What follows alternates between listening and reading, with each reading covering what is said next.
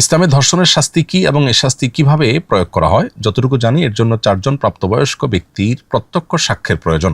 কিন্তু ধর্ষণের ক্ষেত্রে প্রত্যক্ষ সাক্ষী তো অসম্ভব, সেখানে আবার 4 জন। তাহলে এই বিধানটি ঠিক কিভাবে প্রয়োগ হবে বিস্তারিতভাবে ব্যাখ্যা করবেন প্লিজ।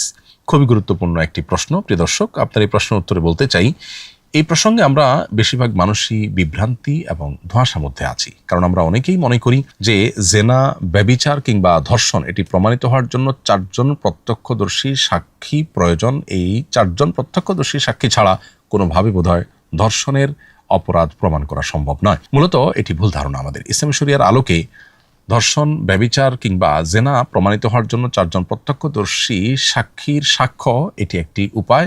এর বাইরে আরও উপায় আছে যেটা দিয়ে ধর্ষণের অপরাধ প্রমাণিত হতে পারে। কোনো ব্যক্তি যদি কারোর ব্যাপারে অভিযোগ দায়ের করে যে অমুক ব্যক্তি জেনায় লিপ্ত হয়েছে, ব্যভিচারে লিপ্ত হয়েছে, তাহলে সেক্ষেত্রে সেটি প্রমাণের জন্য শরিয়া তাকে 4 জন প্রত্যক্ষদর্শী সাক্ষী উপস্থিত করার বাধ্যবাধকতা আরোপ করে। কারণ একদিকে মানব সভ্যতাকে টিকিয়ে রাখবার প্রয়োজনে সমাজের জেনা, ব্যভিচারের মতো অপরাধকে চরম অপরাধ হিসাবে চিহ্নিত করে তার জন্য অত্যন্ত কঠিন এবং মর্মন্তুদ শাস্তির বিধান রেখেছে ইসলামী শরিয়া।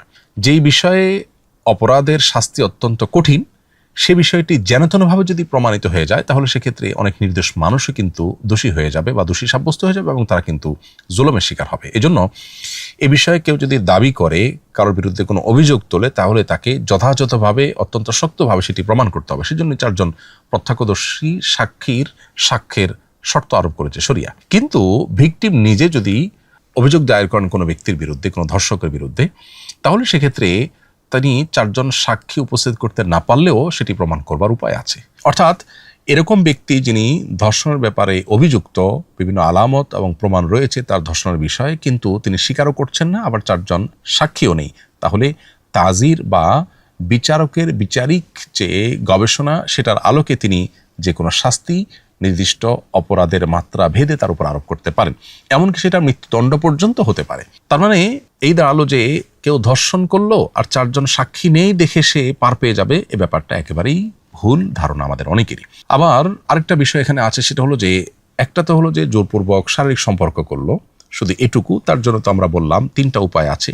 4 জন প্রত্যক্ষদর্শী সাক্ষীর সাক্ষ্য, অথবা অপরাধীর স্বীকারোক্তি, কিংবা বিভিন্ন এভিডেন্স থেকে সেটি প্রমাণিত হলে তার আলোকে বিচারক, ইসলামী শরিয়া আদালতের বিচারকের বিচার করার সুযোগ আছে, শাস্তি আরোপ করার সুযোগ আছে।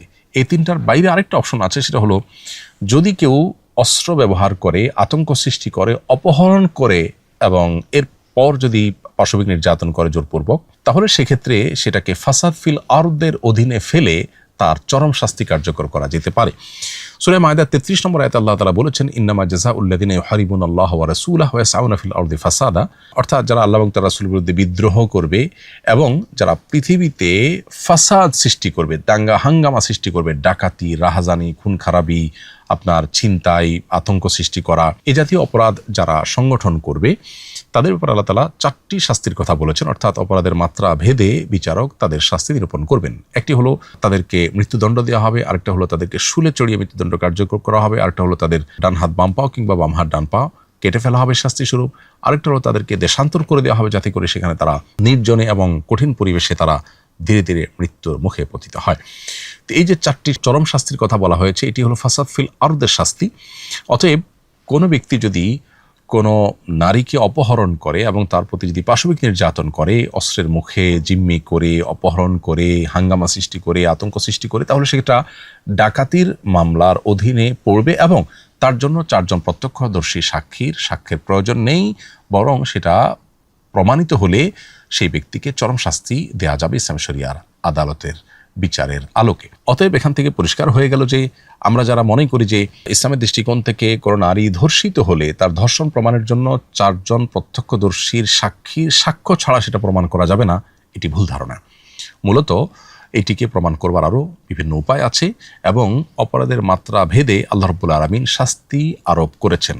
আল্লাহর দেওয়া শাস্তির বিধান কিয়ামত পর্যন্ত মানুষের জন্য প্রযোজ্য, যথাযথ মানবরচিত বিধান এবং বিচার ব্যবস্থা, এটা কোনোভাবেই আল্লাহর দেওয়া বিধান এবং বিচার ব্যবস্থার সাথে তুলনাযোগ্য হতে পারে না, সেটা আমাদের বুঝে আসুক কিংবা না আসুক।